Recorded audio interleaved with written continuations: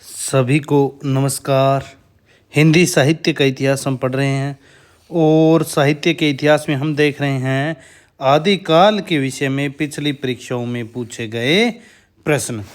और इसमें भी आज हमारा भाग है 9वां, यानी कि ये हमारा आज का लास्ट भाग होगा। आदिकाल के विषय में जितने भी पिछली परीक्षाओं में पूछे गए प्रश्न हैं वो हम भाग 9 के साथ सारे के सारे देख लेंगे।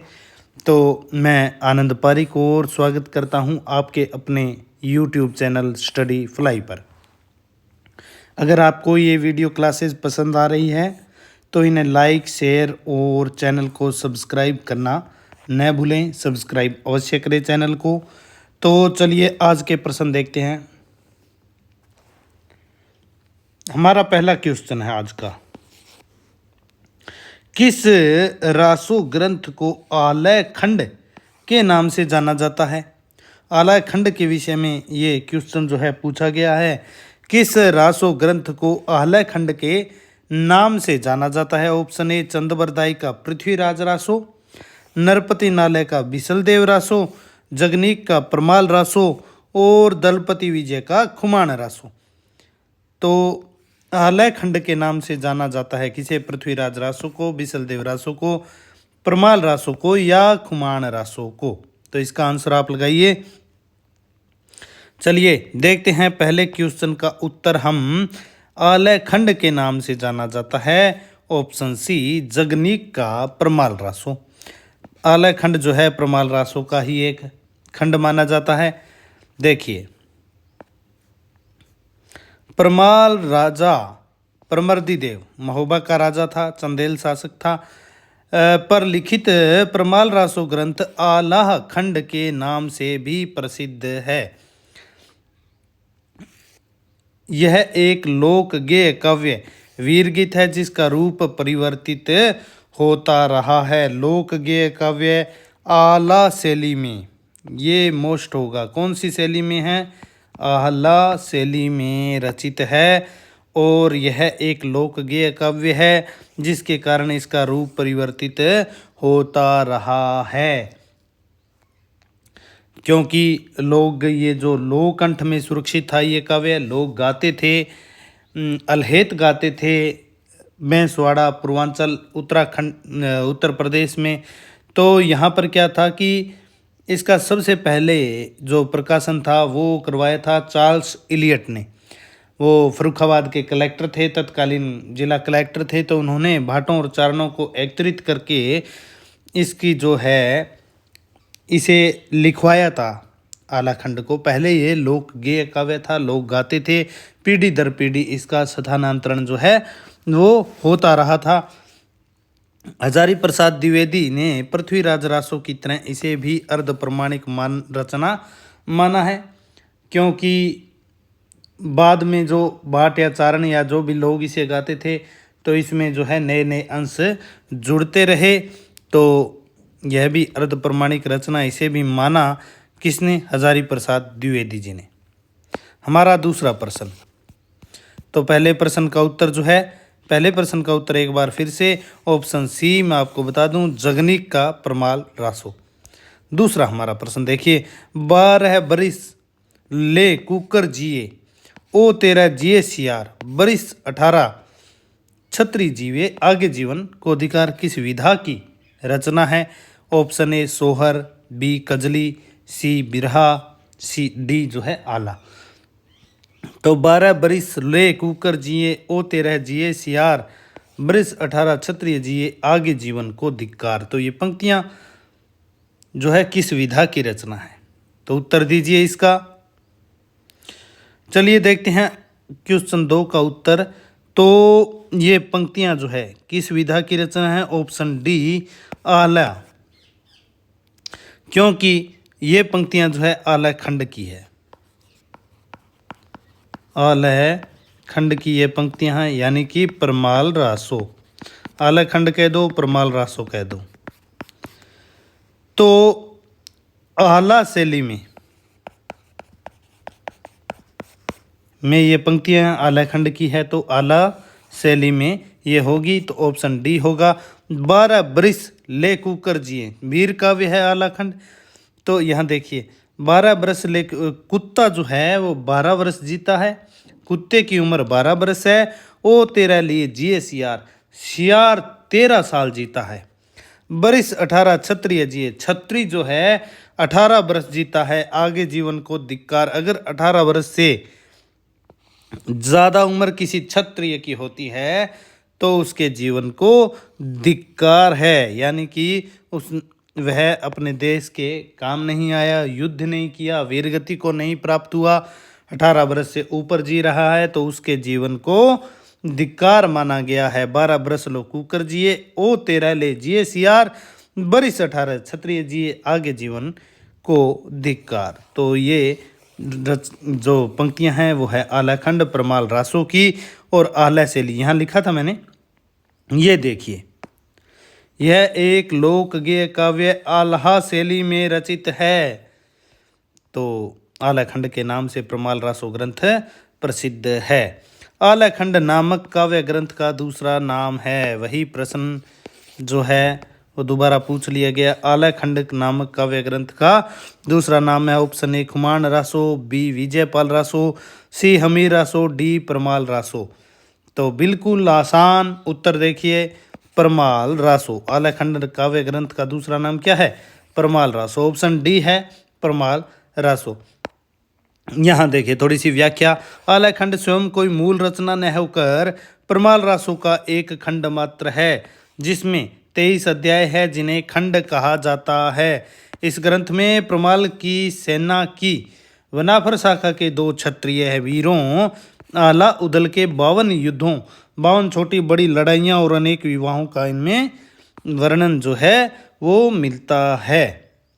तो परमार्दी देव चंदेल, महोबा का चंदेल शासक है, उसकी सेना की वनाफर शाखा के 2 क्षत्रिय वीर है। आला और उदल के 52 युद्धों एवं अनेक विवाहों का वर्णन इसमें मिलता है। आगे चलिए, आला और उदल। चौथा हमारा प्रश्न देखिए,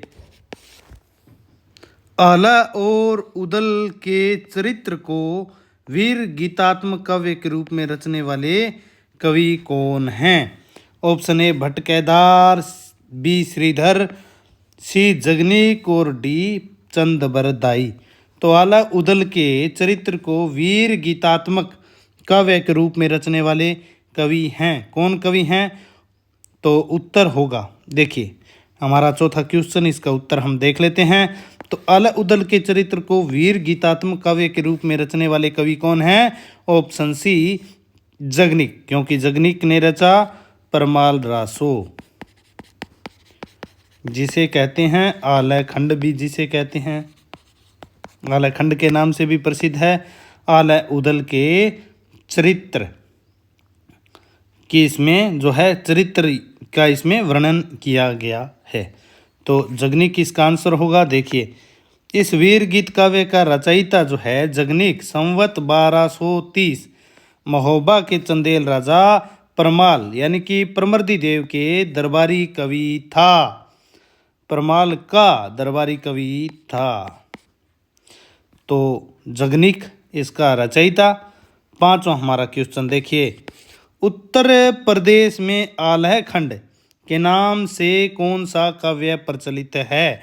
हमीर रासो, परमाल रासो, पृथ्वीराज रासो या खुमान रासो। तो उत्तर प्रदेश में आल्हा खंड के नाम से कौन सा काव्य प्रचलित है? तो इसका उत्तर होगा ऑप्शन बी, बिल्कुल आसान, परमाल रासो आल्हा खंड के नाम से प्रसिद्ध है। देखिए, बेंसवाड़ा पूर्वांचल उत्तर प्रदेश तथा मध्य प्रदेश के बुंदेलखंड में यह निरंतर पीढ़ी दर पीढ़ी गाया जाता रहा है।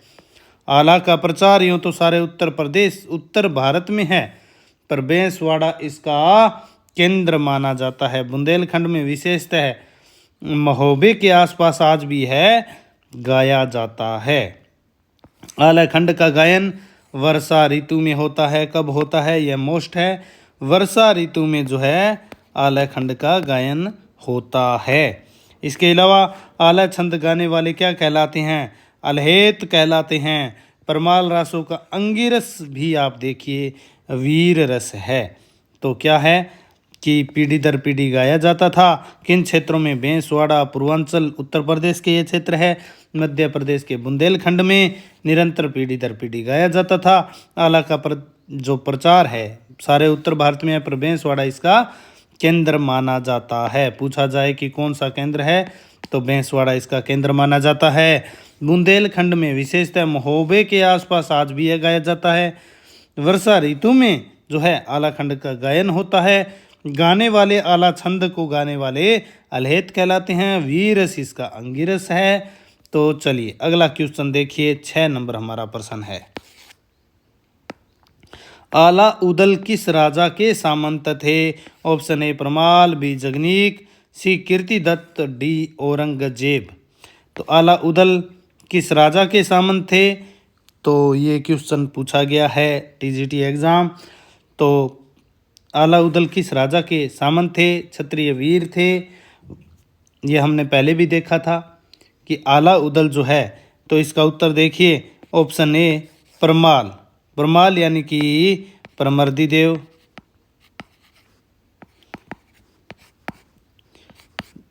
इसे परमाल बोला जाता था, महोबा का शासक था।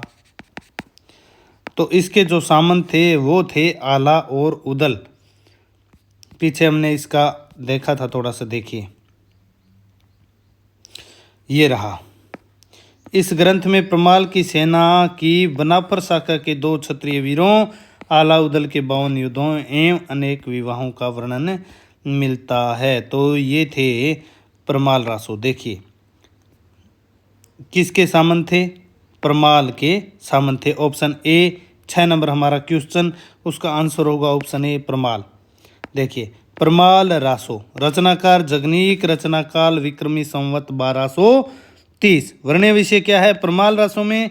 कालिंजर के राजा परमाल, कालिंजर महोबा के राजा परमाल एवं उसके आश्रित आला और उदल उदय सिंह की वीरता की गाथा है। पृथ्वीराज चौहान तृतीय के साथ युद्ध करते हुए आला और उदल जो है वो शहीद हुए थे। तो वीर गाथात्मक एक रचना है, ये काव्य है, आहला शैली का काव्य है। अगला हमारा क्वेश्चन देखिए 7 नंबर। निम्नलिखित में से कौन सा रासो काव्य आलाखंड के नाम से भी जाना जाता है? आरपीएससी के एग्जाम में पूछा गया क्वेश्चन है कि निम्नलिखित में से कौन सा रासो काव्य आलाखंड के नाम से भी जाना जाता है? ऑप्शन 1 है हमीर रासो, 2 है परमाल रासो, 3 है विजयपाल रासो, 4 है कुमाण रासो। तो बिल्कुल ऐसा क्वेश्चन हम पहले भी देख चुके हैं। तो ऑप्शन जो है उत्तर होगा इसका ऑप्शन 2 परमाल रासो। आलाखंड के नाम से जाना जाता है कौन सा रासो ग्रंथ? परमाल रासो। परमाल रासो का एक खंड है आलाखंड, 23 अध्याय है। परमाल रासो में 23 अध्याय थे। इसका एक खंड जो है वो है आलाखंड, और आलाखंड के नाम से ही ये प्रसिद्ध है। इसका एक यही खंड जो है वो ज़्यादा प्रसिद्ध है। तो आलाखंड या परमाल रासो? आलाखंड जो है परमाल रासो का एक छोटा सा भाग है, लेकिन आलाखंड कहने से जो संकेत जाता है वो परमाल रासो माना जाता है। और परमाल रासो नामकरण जो है वो श्याम सुंदर दास की देन है, क्योंकि नागरी प्रचारणी सभा से उन्होंने, किसने? नागरी प्रचारणी सभा से प्रकाशित करवाया था श्याम सुंदर दास ने परमाल रासो के नाम से। अब देखिए ये क्या हुआ कि सबसे पहले चार्ल्स इलियट,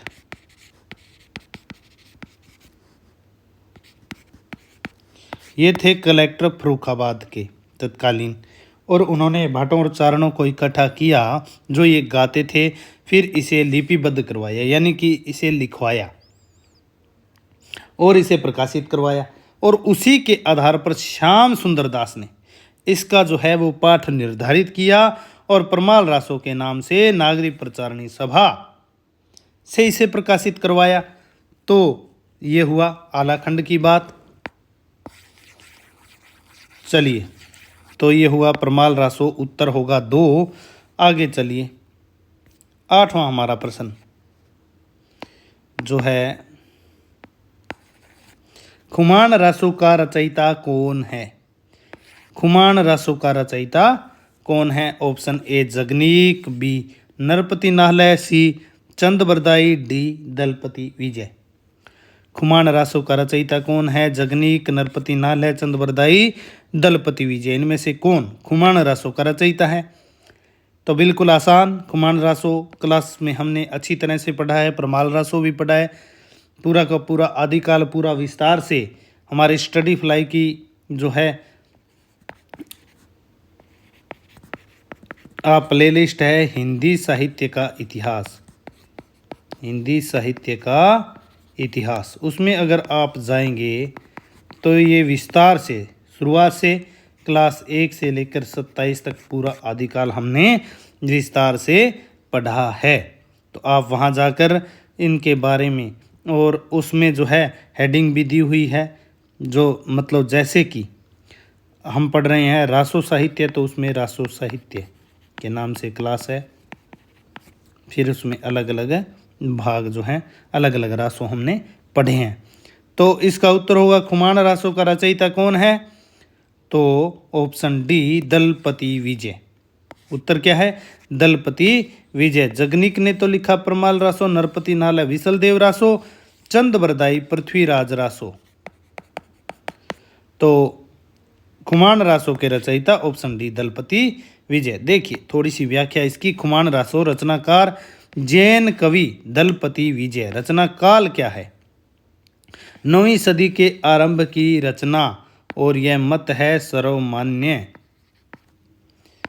आचार्य रामचंद्र शुक्ल व हजारी प्रसाद द्विवेदी जी के अनुसार। थोड़ा सा और देखते हैं खुमान रासो के विषय में। खुमान रासो 5000 छंदों का एक विशाल काय ग्रंथ है। इसकी जो भाषा है वो राजस्थानी है।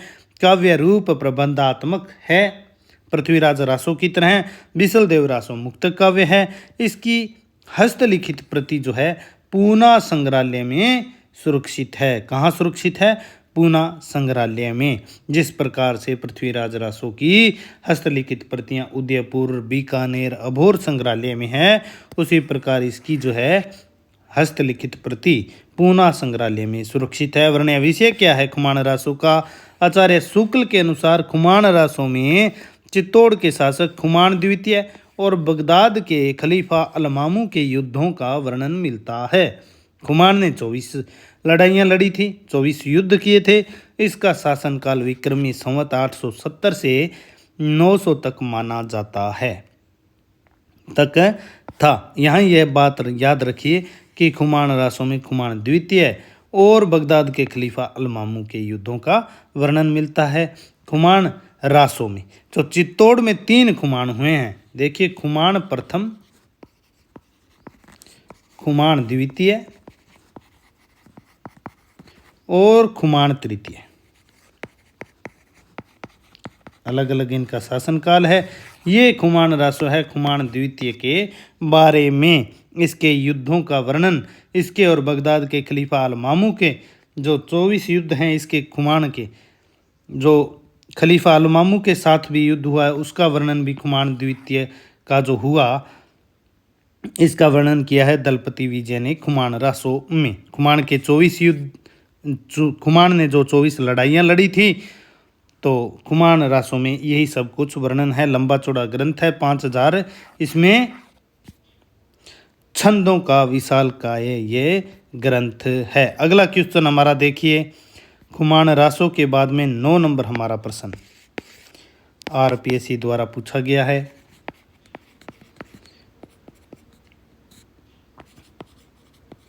ग्रेड फर्स्ट में आदिकाल की इस रचना में महाराणा प्रताप का वर्णन मिलता है।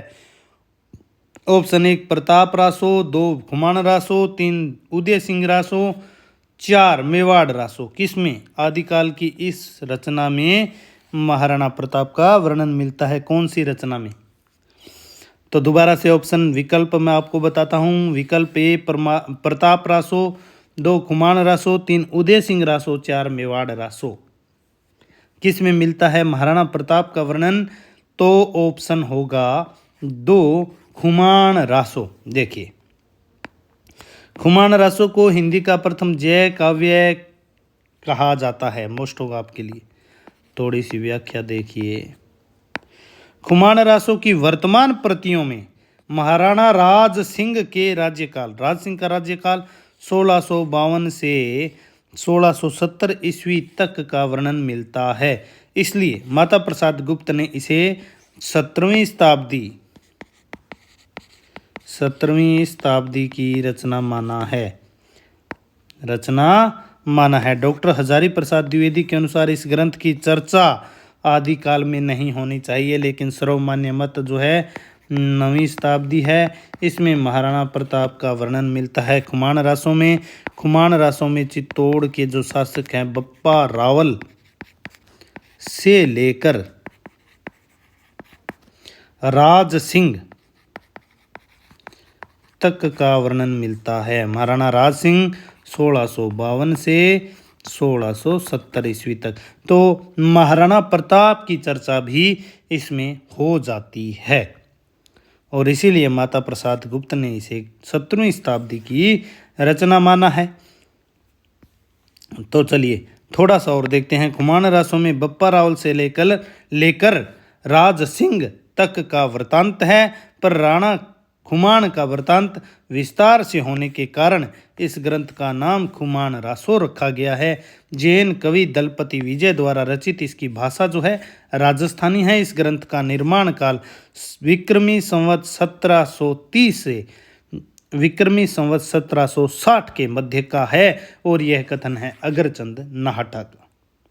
तो कुछ विद्वान 17वीं शताब्दी भी इसका रचना काल मानते हैं। तो खुमान रासों में महाराणा प्रताप का वर्णन मिलता है, आदिकाल की ये रचना। तो चलिए आगे देखते हैं। 10 नंबर हमारा क्वेश्चन है, इनमें से कौन सी रचना वीर गाथात्मक है? ऑप्शन 1 विकल्प विसल देव रासो, जिसे लिखा नरपति नाले ने। कीर्तिलता विद्यापति की रचना है। विद्यापति पदावली भी विद्यापति की रचना है। मैथिल कोकिल इसी की वजह से कहलाए। खुसरो की पहेलियां अमीर खुसरो। तो वीर गाथात्मक है। कौन सी रचना वीर गाथात्मक है? विसल देव रासो, कीर्तिलता। विकल्प 3 है विद्यापति पदावली और 4 खुसरो की पहेलियां। तो अंदाजा आपको ऑप्शन देखते ही आ गया होगा। तो इसका उत्तर होगा कीर्तिलता। विद्यापति की जो रचना है वीर गाथात्मक है। कल हमने विसल देव रासो के क्वेश्चनों में देखा था, विसल देव रासो एक श्रृंगारिक रचना है। नरपति नाले द्वारा रचित वीर जो है रासो नाम तो इसमें है, लेकिन वीर गाथात्मक ये रचना नहीं है। कीर्तिलता में कीर्ति सिंह जो तिरहुत के शासक हैं उनकी जो है चरित्रगान है, उनकी लड़ाइयों का वर्णन है, उनकी जो शौर्य गाथा है कीर्तिलता, तो ये रचना वीर गाथात्मक है। पदावली तो समय समय पर विद्यापति द्वारा रचित स्फुट जो पद हैं उनका संग्रह है। खुसरो की पहेलियां जिसमें ज़्यादातर श्रृंगारिक पद है विद्यापति पदावली में, कुछ भक्ति के पद भी हैं और कुछ जो है काल समय उस समय के अनुसार रचित पद है। खुसरो की पहेलियां खुसरो के द्वारा रचित है। तो कीर्तिलता वीर गाथात्मक रचना मानी जाती है। 11वां हमारा क्वेश्चन देखिए। 11 नंबर, निम्नलिखित रचनाकार और रचना की दृष्टि से सुमेलित विकल्प है। दलपति विजय विसल देव रासो। ऑप्शन 1 है दलपति विजय विसल देव रासो। 2 है नरपति नाले विजयपाल रासो। 3 है भट्ट केदार जय मयंक जस चंद्रिका और श्रीधर रणमल छंद। तो इनमें से सुमेलित विकल्प जो हैं वो एक ही है। कौन सा है? ऑप्शन 4 श्रीधर। रणमल छंद का रचयिता जो है वो श्रीधर है। विसल देव रासो का रचयिता कौन है? विसल देव रासो नरपति नाले द्वारा रचित है। तो दलपति विजय ने तो खुमान रासो रचा है। नरपति नाले विजयपाल रासो ये नल सिंह द्वारा रचित है और नरपति नाले ने तो विसल देव रासो रचा है। भटकेदार, जय मेंक जसचंद्रिका। जय मेंक जसचंद्रिका तो मधुकर कवि की रचना है। भटकेदार की रचना है जयचंद प्रकाश। कन्नौज के शासक जो है जयचंद, उनका चरित्र गान इसमें है। इसमें भी कन्नौज के शासक जयचंद का चरित्र गान है। पृथ्वीराज रासो के समकालीन ये थे। तो भटकेदार जयचंद प्रकाश, जय मेंक जसचंद्रिका मधुकर कवि, नरपति नालय बिसलदेव रासो और दलपति विजय निरीखा खुमान रासो, विजयपाल रासो नरपति नालय, विजयपाल रासो नल सिंह भट्ट और बिसलदेव रासो नरपति नालय। तो श्रीधर ने रणमल छंद लिखा, तो ऑप्शन 4 इसका आंसर होगा। यहाँ देखिए रणमल छंद की रचना श्रीधर ने की। बिसलदेव रासो नरपति नालय, विजयपाल रासो नल सिंह भट्ट, जय मेंक जसचंद्रिका मधुकर कवि और जयचंद प्रकाश भटकेदार, ये इनके रचनाकार हैं। आगे चलिए, हमारा 12वां क्वेश्चन, निम्नलिखित रचनाओं और रचनाकारों का सही युग्म नहीं है। परमाल रासो जगनीक, ऑप्शन 1। 2 बिसलदेव रासो नरपति नालय, 3 खुमान रासो जयदेव और 4 हमीर रासो सारंगधर। तो जो रचनाओं और रचनाकारों का सही युग्म नहीं है वो हमें बताना है। तो आप देखिए इसका उत्तर कौन सा होगा। ऑप्शन होगा 3 खुमान रासो। खुमान रासो के रचनाकार कौन है? दलपति विजय। बिसलदेव रासो ठीक है, नरपति नालय ने रचा है। अमीर रासो सारंगधर की रचना है। प्रमाल रासो जगनीक की है। खुमान रासो जयदेव की नहीं है, जयदेव संस्कृत के कवि, गीत गोविंद के रचयिता। खुमान रासो दलपति विजय की रचना है। तो ऑप्शन क्या है? ऑप्शन होगा 3। यह युग्म जो है सुमेलित नहीं है, सही नहीं है, यहाँ दलपति विजय होना चाहिए। तो ये होगा तीसरा ऑप्शन। आगे चलिए, हमारा क्वेश्चन 73वां क्वेश्चन है, निम्नलिखित में से कौन वीर गाथा काल की रचना नहीं है? ऑप्शन ए संदेश रासक, बी जयमेंक जसचंद्रिका, सी आलयखंड, डी भक्तमाल। तो कौन सी वीर गाथा काल की रचना नहीं है? तो इसमें होगा, देखिए उत्तर इसका होगा ऑप्शन डी, विकल्प डी भक्तमाल। भक्तमाल नाभादास की रचना है और बड़ी ही प्रसिद्ध रचना है, लेकिन ये भक्ति काल की रचना है। इसके अलावा संदेश रासक हमने पढ़ा है। वीरगाथा काल में जयमेंक जसचंद्रिका, जयचंद प्रकाश, आलयखंड, परमाल रासो। तो ये सभी वीरगाथात्मक रचनाएं हैं। ऑप्शन डी भक्तमाल जो है भक्ति काल की रचना है, नाभादास द्वारा, राम भक्त कवि अग्रदास के शिष्य नाभादास द्वारा रचित है भक्तमाल। तो ये वो पेपर हैं जिनमें से हमने क्वेश्चन ये लिए हैं विभिन्न परीक्षाओं। तो आज बस इतना ही, क्योंकि आदिकाल के संपूर्ण जो परीक्षाओं में, विभिन्न परीक्षाओं में जो भी विभिन्न राज्यों की टीजीटी, पीजीटी एग्ज़ाम और जो भी आरपीएससी द्वारा लिए गए एग्ज़ाम थे, तो उन सभी में पूछे गए क्वेश्चनों को हमने देख लिया है।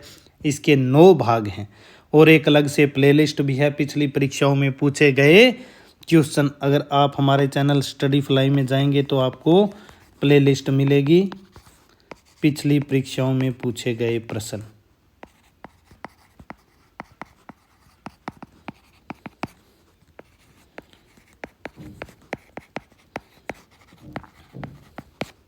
एक प्लेलिस्ट है हिंदी साहित्य का इतिहास, हिंदी साहित्य का इतिहास। एक तो प्लेलिस्ट है ये और दूसरी है ये।